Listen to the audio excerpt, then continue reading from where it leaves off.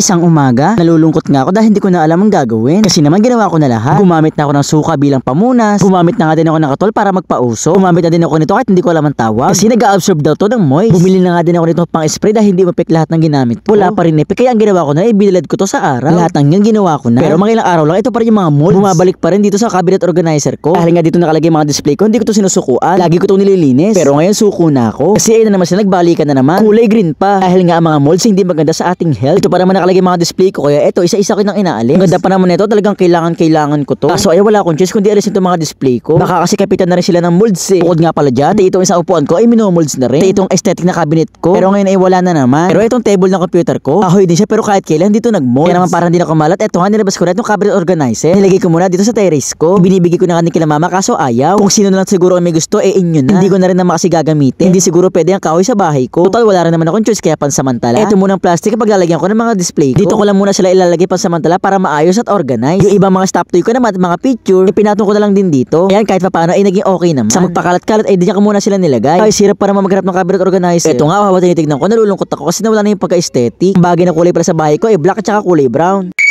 Tito Dukes, nasa na yung aesthetic natin na cabinet? Bakit nawala? Ito na siya kapag girl, ipamimigay ko na nga eh. Okay, Tito Dukes. Tatawagan ko mga classmate ko at si ma'am. Tatanungin ko sa kanila kung sino may gusto. Okay, bye! Okay kapag girl, ingat!